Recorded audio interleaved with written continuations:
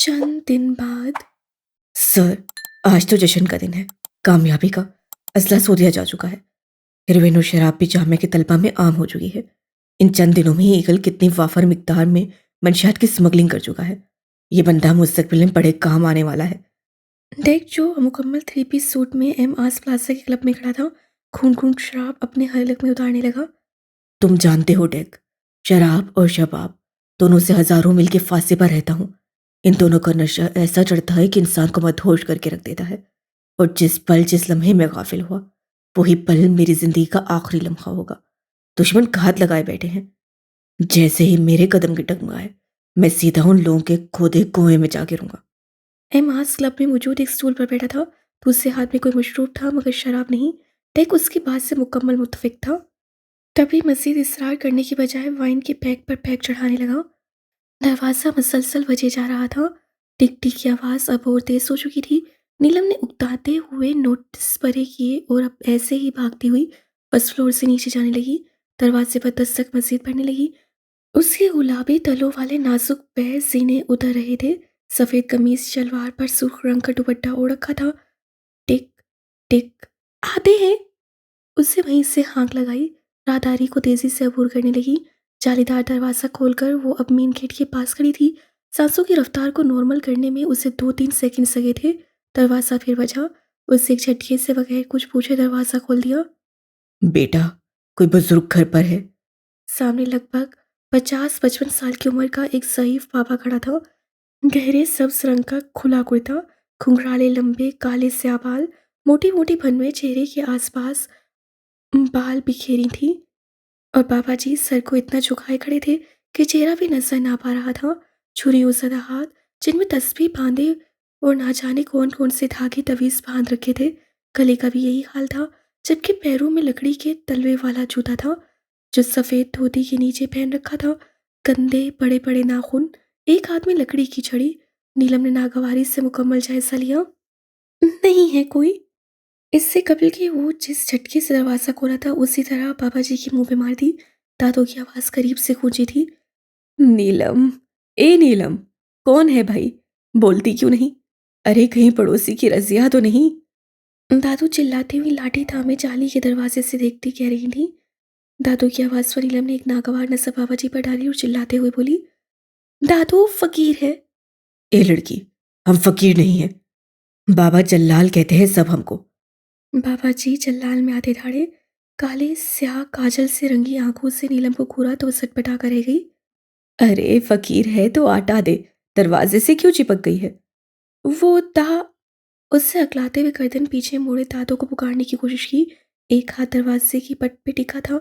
अचानक बाबा जी उसका हाथ झटकते अंदर दाखिल हो गए तो नीलम के तो तलवों पर लगी और सर पर पूछी, रुको बाबा जलाल, तुम्हें अंदर आने को किससे कहा? बाहर। शाबाश, बाहर निकलो अभी, इससे पहले कि इसी छड़ी से हम तुम्हारी ठुकाई कर दें।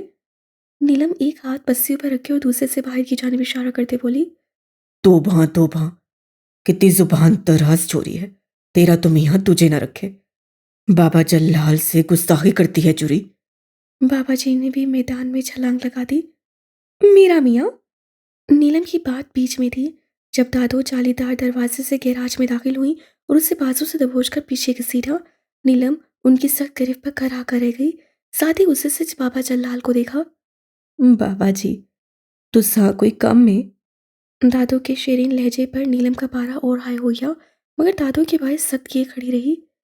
कुंडी लगा जाके। दादू ने नीलम को घूरा और बाबा जी को लिए अंदर चली आई।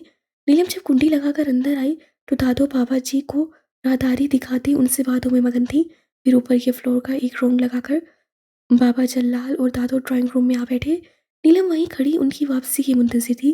फिर उनके पीछे ही ड्राइंग रूम में जल्दी साइका कुछ किताबें खरीदने अपनी सहेली के साथ गई थी, जबकि इब्रार साहब कॉलेज जा चुके थे।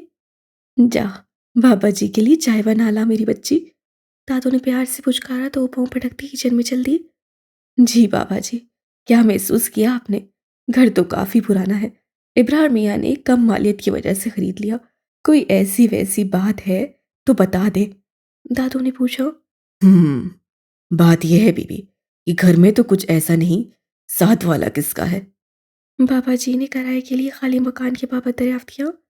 वो तो इसी घर का हिस्सा है, बस दीवार कर दी है बीच में किराए पे देने को। दादू ने जवाब दिया। किराए पर? हुनकारा भरा। किराए पर रखो तब भी बीबी, किसी औरत को मत रखो अपने बराबर वाले मकान में। ऐसे घराने को मकान दो जिसमें औरत जात शामिल ना हो, बच्ची भी ना हो। बाबा जी ने हुक्मिया लहजे में कहा। मगर क्यों बाबा जी? ए बीबी, तेरे भले को कह रहा हूं, मकान किसी मर्द को दे, आई समझ। अगर नहीं मानेगी तो नुकसान उठाएगी। बाबा जल्लाल बात बेबात जल्लाल में आ जाते। जी, जैसा आप कहें बाबा जी। और कुछ? दादू ने जल्दी से अपने लहजे में बशाशत भर के कहा। हाँ, साथ वाले मकान में आए लोगों को तंग मत करना। अब इस मकान में रहने वालों को अपने मेहमान, अपने घर की रहमत समझो बीबी। और घर में कितने अफराद हैं?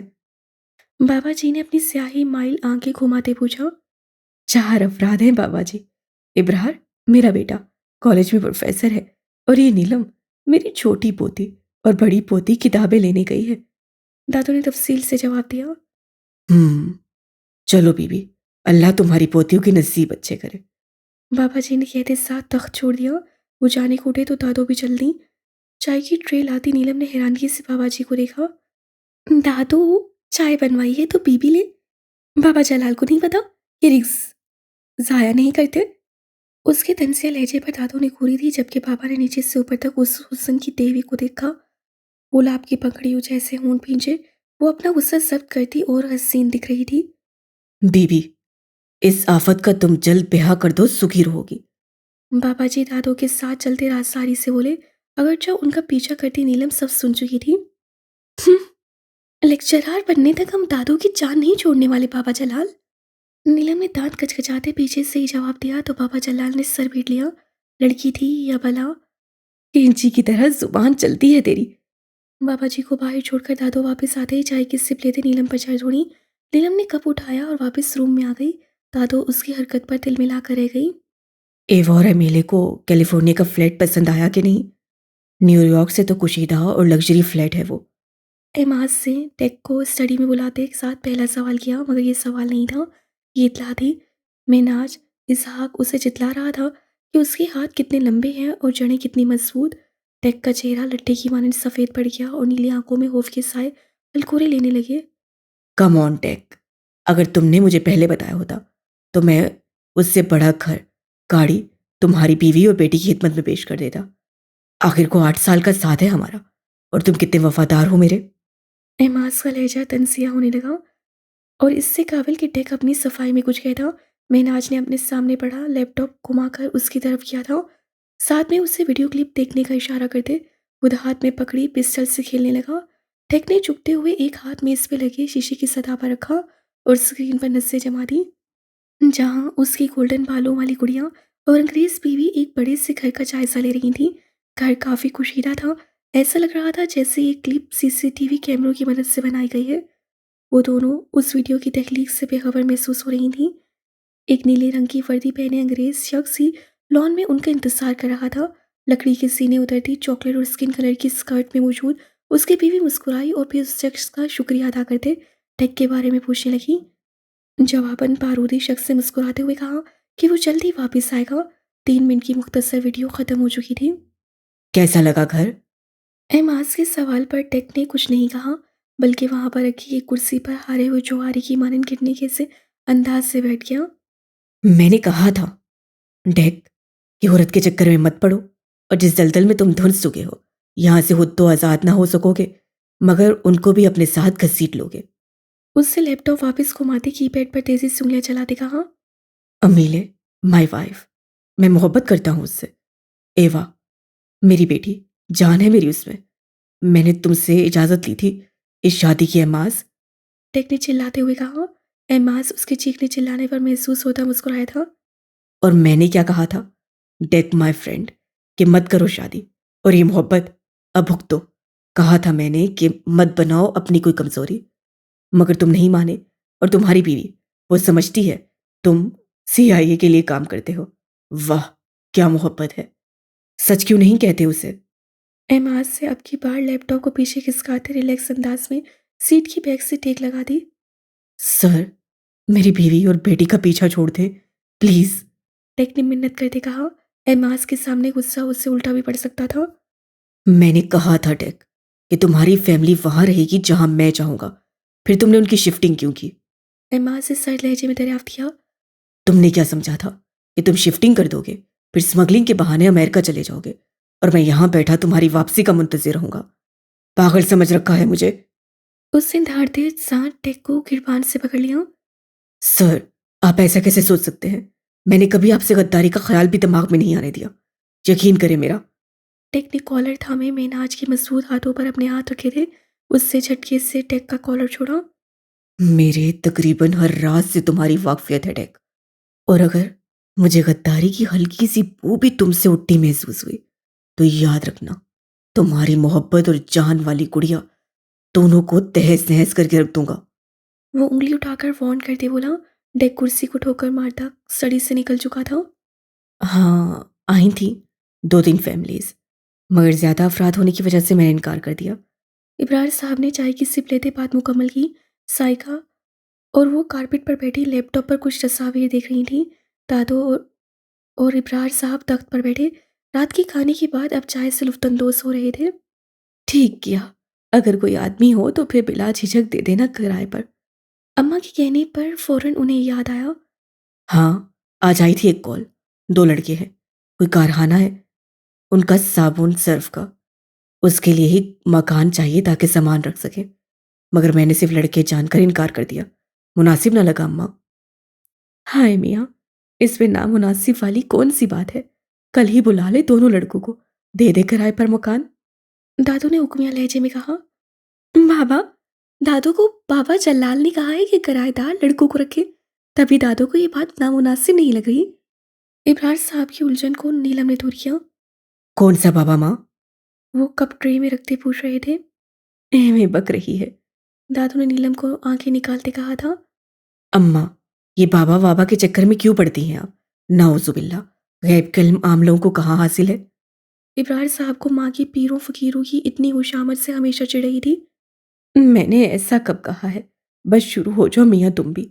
बस एक मैं ही जाहिल हूँ, तुम सब आलिम फाजिल। दादो पूरा मनाते घुटने पर हाथ रखकर उठते और भी कुछ कह रही थी। चली जाऊंगी सवेरे ही अपने बड़े बेटे के घर, इतना भी छोटा घर नहीं है उसका कि माँ की जगह ना बन सके।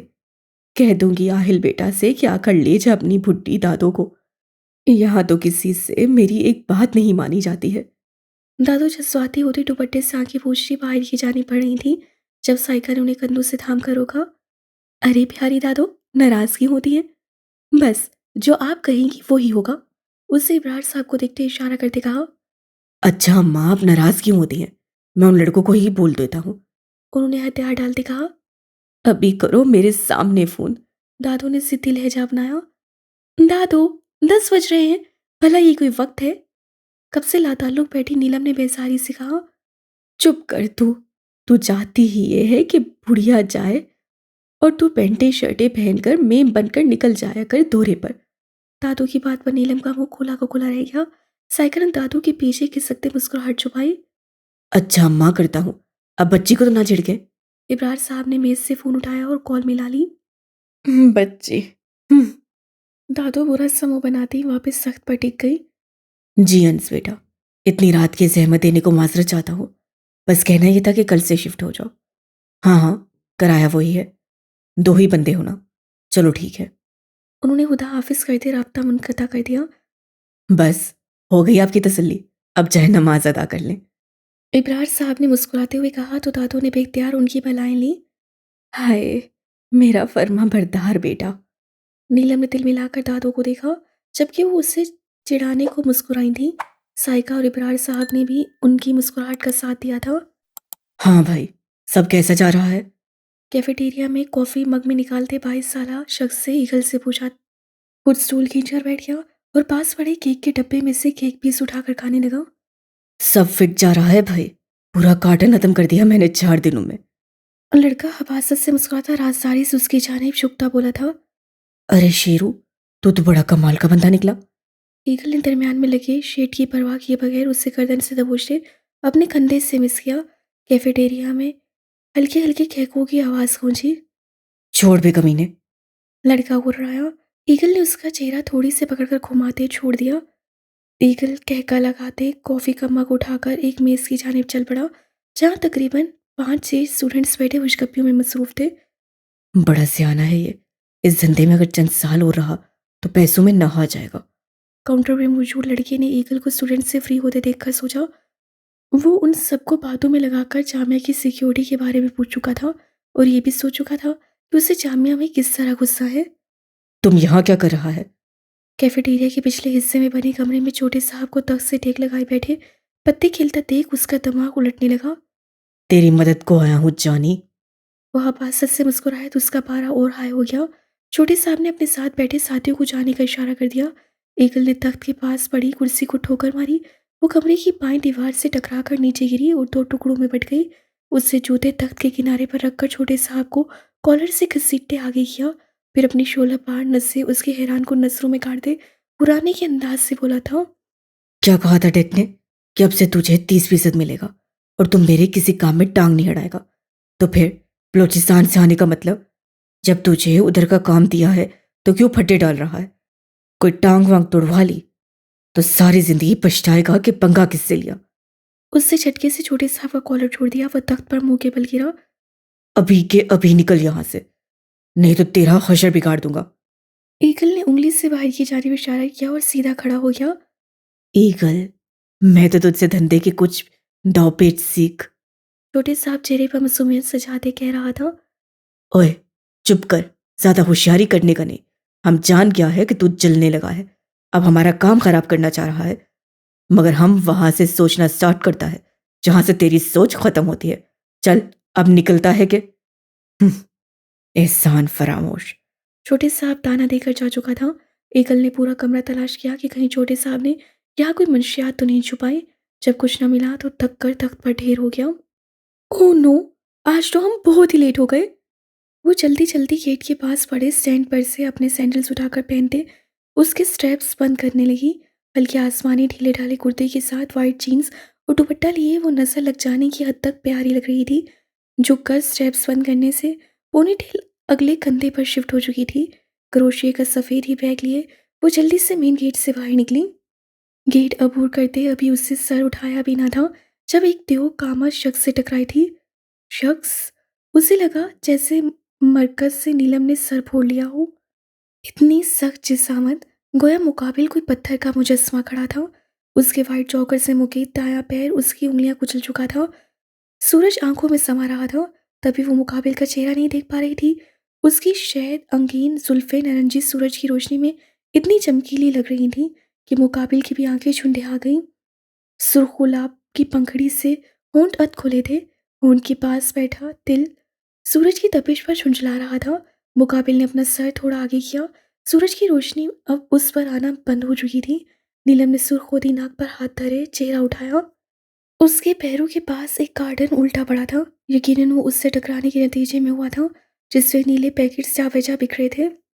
मुकाबिल की जिसामत ऐसी थी जैसे ब्लैक बेल्ट चैंपियन रह चुका हो। फौजी कट स्याह सिल्की बाल सूरज की शोआओं में चमकते और भी हसीन लग रहे थे। ब्लैक टाइट हाफ स्लीव्स की शर्ट और ब्लैक जीन्स से वो हासा हैंडसम दिख रहा था। अजीब सी मकनातीसी कशिश थी कि नीलम वहीं जमी उस शख्स को चंद पल देखती रही। टाइगर, उसी का हम उम्र था वो जो वैन से कार्टन निकाल रहा था। उससे मसरूफ अंदाज से टाइगर को पुकारा था। टाइगर, भला ये कैसा नाम हुआ? नीलम की बुड़बड़ाहट पैकेट इकट्ठे करते टाइगर तक बआसानी पहुंच चुकी थी। Any problem? नीलम को जू का तो मुजस्समा बने देख वो ढेरों शिकनों का चाल अपनी कुशीदा पेशानी पर सजा था बोला था। Wow, problem? मजाक उड़ाता अंदाज। हमारा पैर कुचल कर रख दिया आपने और कह रहे हैं एनी प्रॉब्लम। 5 मिनट और लेट कर दिया। नाकसों से कलाई पर सफेद बेल्ट वाली घड़ी की जानिब देखकर वो नखवत से बोली। टाइगर काम वहीं छोड़कर उसके मुकाबिला खड़ा हुआ। एक्सक्यूज मी, टकराया मैं नहीं आप थी, तो अपने वक्त के ज़यां की जिम्मेदार भी आप ही हैं मैम। वो मैम को चबाते हुए बोला। एनिमल नेम ऐसे ही नहीं रखा आपका। जाहिर है अगर इंसानों वाले गट्स होते तो ये ढंग का नाम भी होता। नीलम ने उसके नाम पर तंज किया। मेरा नाम लॉयन, स्नेक, एलिफेंट, बेयर या जो मर्जी हो, आपको इससे कोई फर्क नहीं पड़ना चाहिए। और जहां तक माजरत की बात है तो गलती आपकी है। वो भी तुड़क कर बोला था। आप? नीलम ने दिल मिलाकर कुछ कहना चाहा मगर अनस से आकर अपनी ही शुरू कर दी। ओह, मैं भी कहूँ, इतनी देर से जनाब जवाब क्यों नहीं दे रहे? अब पता चला मसरूफियत की वजह। वो दांत निकालते कह रहा था, टाइगर के घूरने पर भी मजाल है जो उसकी बतीसी बंद हुई हो। बहुत शौक है आपकी शादी को लंबी बातचीत करने का, च्युइंगम की तरह बात को खींच खींच कर लंबा करने का, खूबसूरत लड़कियों को टक्कर मारने का और फिर थर्ड क्लास एटीट्यूड शो करने का। इल मैनर्ड, ब्लैक बियर, काला बालू। नीलम का पारा हाई हो चुका था। वैसे भी अपने गैर मामूली हुस्न की बिना पर वो लोगों को छाड़ने में लम्हा न लगाती थी। अंश से मसूई की करते चेहरा मोड़ लिया। मैं ब्लैक बियर हूँ तो आप क्या है मोहतरमा? Clever fox. चलाक लोमड़ी, उससे भी हिसाब बेबाक किया। अब की बार अंश का कहकर बेसाख्ता था। पहली बार किसी लड़की ने उसकी इंसल्ट की थी। हफ़्फ़त के मारे उसका चेहरा सुर्ख हो गया। Anyways, hi young lady, my name is अंस मेहर। अंश से मुस्कुराते हुए शरारतन हाथ आगे बढ़ाया था। वो गसीली नसों से दोनों को घूरती टाइगर के जॉगर्स के पास पड़े कार्टून को एक लात रिसीव करती निकल गई। सारे पैकेट्स फिर बिखर चुके थे। टाइगर ने तनफन कर दी नीलम को जाते देखा, यहाँ तक कि वो मोड़ काट गई। टाइगर, हसीना गई, वापस लौट आओ। अंश के लहजे में अब भी शरारत बना थी। ये हसीना डाइन बनते वक्त नहीं लगाएगी। टाइगर चल कर बोला और दोबारा पैकेट समेटने लगा। अंश शहर के कह के अब भी इब्रार साहब के साथ वाले मकान में घूम रहे थे। Eagle, is everything okay? Deck ने ब्लूटूथ ईयरफोन से दूसरी जाने आरामदे अंदाज से तख्त पर लेटे सिगरेट फूंकते ईगल से कहा। साथ ही वो कैफेटेरिया के पिछले हिस्से में नस्ब कैमरे से उसे मुलाहिजा कर रहा था। क्या जी? अंग्रेजी का एक भी हुर्फ उसके पल्ले न पड़ा। वो उठकर बैठ चुका था। आई मीन, ओह, मेरा मतलब है कि सब ठीक है। डेक ने दूसरे लैपटॉप पर ईमेल टाइप करते मसरूफ अंदाज से पूछा। जी, सब ठीक है, मगर आप क्यों पूछ रहा है? क्या मतलब? पुलिस रेड पर आई थी आज। 2 घंटे पहले तुम कहाँ थे? और कैफेटेरिया से कुछ भी नहीं निकला? ड्रग्स कहाँ हैं? तेजी से टाइपिंग करती उंगलियां रुक गई थीं। मैं तो जामिया गया था इसी सिलसिले में, मगर पुलिस को यहाँ से कुछ नहीं मिल सकता। मैंने बड़ी एहतियात बरती है जी। वो अब सीने उधर कैफेटेरिया की जाने बढ़ने लगा। कैसी एहतियात? टेक ने एयरफोन सेट करते पूछा। 1 मिनट, हम बताता है। ईगल ने राब्ता मुनक़ता कर दिया और फिर कुछ सेकंड्स बाद उसकी वीडियो कॉल आने लगी। टेक ने फ़ौरन अटेंड की। जहाँ ईगल कैफेटेरिया के एक कोने में बड़े से गमले के पास बैठा था। फिर उससे गमले में लगी मजबूत टहनी जिसके आसपास बड़े-बड़े हरे रंग के पत्ते थे, खींच कर बाहर निकाली तो उसके साथ हेरोइन के पैकेट्स की गुच्छियाँ लटक रही थीं। फातिहाना मुस्कुराहट से उससे टेक को देखा, जिससे अंगूठे से शाबाशी देते कॉल मुनक़ता कर दी। ईगल मोबाइल जेब में डालता, टहनी मट्टी के गमले में फिट करता हाथ चाटता उठ गया। डेक, मैंने जब कहा था कि पुलिस का कोई बंदा तलाश करो, तो तुमने ये काम अभी तक इल्तवा पे क्यों रखा है? हर शहर में किसी न किसी पुलिस वाले से रवाबित है हमारे, मगर कराची, यहाँ पर कोई पुलिस से कांटेक्ट नहीं। पता नहीं चलता कब रेड पड़ जाए। डेक ने सब ओके की इत्तला एमाज को सुनाई मगर वो मुतमईन ना हुआ था। सर, मैं कोशिश करता हूँ, मगर। डेक ने झिझकते हुए कहा। मगर क्या? हाँ साड़ा। कुछ नहीं। डेक हकलाया। तो दफा हो, जाकर ये काम मुकम्मल करो। किसी भी तरह ब्लैकमेलिंग करके एक वीडियो बनाओ और फंसा लो बंदे को। जब पैसा आता नजर आए तो अच्छू अच्छू की ईमानदारी की कश्ती डोल जाती है। जी सर, मैं 2 दिन में ही ये काम मुकम्मल कर दूंगा। डेक ने फ़ौरन ताबेदारी से काम लिया। एमाज से उसे जाने का इशारा कर दिया। अब उसकी पूरी रात स्टडी में मौजूद टेबल पर गुजरनी थी। सारी लोकेशन तब्दील करने में कुछ वक्त तो दरकार था। आप ही, ये साथ वाले घर में कौन आया है? नीलम ने कुतुब बीनी कर दी साइका से पूछा। आप ही। साइका को दीवाने काले में मगन देख नीलम ने झुंझुड़ा। क्या है? साइका खा जाने को दौड़ी। साथ वाले मकान में कौन आया है? नीलम ने राजसारी से दरियाफ्त किया। 2 लड़के हैं, तुम्हें क्या तकलीफ है? वो दबी दबी आवाज से गुर्राई। मुतल्ले के दौरान कोई उससे डिस्टर्ब करे उसे पसंद ना था। लड़कों के नाम नहीं पता आपको? नीलम ने झिझक कर पूछा तो साइका ने भन में सुकेड़ी। खैरियत है ना गुड़िया? उसकी नजरें शांत हुई थी। वो तो हम ऐसे ही पूछ रहे थे। उससे सेलफोन को हैंड फ्री लगाते आम सा अंदाज अपनाना चाहा, मगर साइका की अकाबी निगाहें सब जांच लेती थी। अंस और दूसरे को उसका दोस्त टाइगर कहता है। दादू ने तुम्हारे जाने के बाद शाम की चाय पे बुलाया था दोनों को।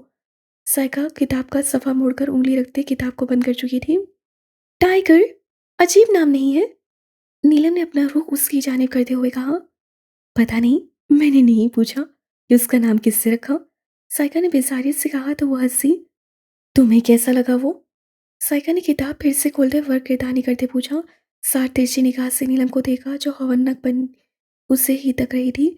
साइका के मुस्कुराने पर पास पड़ा कुशन रसीद किया। बहुत बुरी हैं आप। वो झिम गई।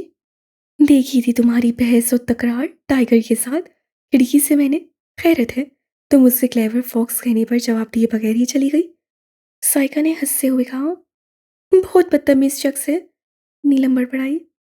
उससे तुम्हें डाइन भी कहा था। साइका ने बताते हुए कहका लगाया। व्हाट? खुद क्या है? आया बड़ा फवादान।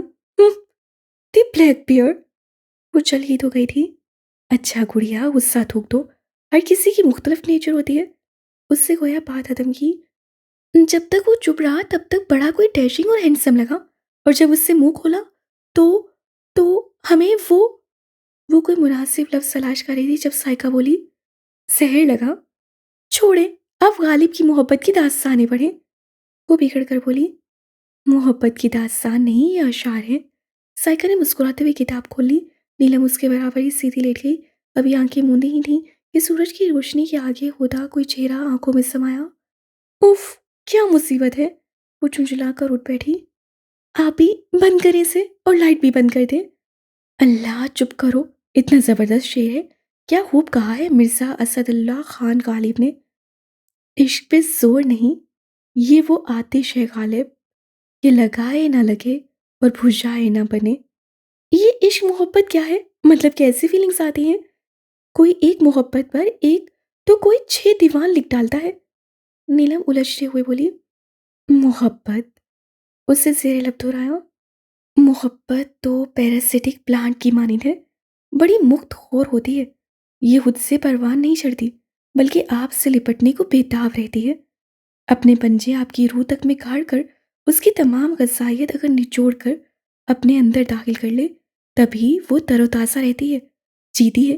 अगर आप ये चाहते हो कि आपकी रूह भी हशाश बशाश रहे और मोहब्बत भी खिलता गुलाब हो, तो ये मुमकिन नहीं।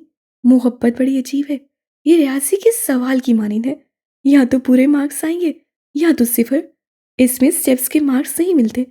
इसमें तो या वफा मिलती है या बेवफाई, खुशियाँ या गम, दुख या सुख, धूप या छाँव, हंसी या नमी, एतबार या धोखा, रोशनी या अंधेरा। इन सब के दरमियान कुछ नहीं मिलता। मोहब्बत, दिल का सुकून या रूह की बेचैनी। मोहब्बत, समंदर की लहरें या सहरा की रेत। मोहब्बत, सुर्ख गुलाब की नरमाहट या कैक्टस के कांटों की चुभन। मोहब्बत तो जुआ है, या सब पालो या सब खो दो। मोहब्बत की सही डेफिनेशन तो आज तक कोई नहीं बता सका। इसका तजुर्बा जो भी करता है, हर बार मुख्तलिफ ही नतीजा आता है। कंक्लूजन ही नहीं निकल पाता। और इश्क। अभी वो इश्क की तारीफ बताती नीलम फिर टोक गई। आपकी ये शायराना बातें मेरी समझ से बाहर है। वो दोबारा लेट चुकी थी। अब तुम मुझसे बॉलीवुड वाली डेफिनेशन सुनना चाह रही थी, तो माजरत, मैं अब ये तो कहने से रही कि मोहब्बत में महबूबी ड्राइवर नजर आने लगता है। वही खानसामा, वही दर्जी, वही कचरे वाला, तो वही। बस बस। अच्छा, अगर आंखें बंद करने से कोई बार बार नजर आए तो? उससे तो को लंबा खींचते होंठ खोल किए। तो ये कि आपने उसे ज्यादा ही सर पर सवार कर लिया है। साइका ने कहा। Oh thank God. वो लंबी शुक्राना सांस खींची चादर ओढ़ कर लेट गई। अजीब हो गुड़िया तुम भी। साइका ने मुस्कुराते हुए सर झटका और खुद भी किताब बंद करके लेट गई।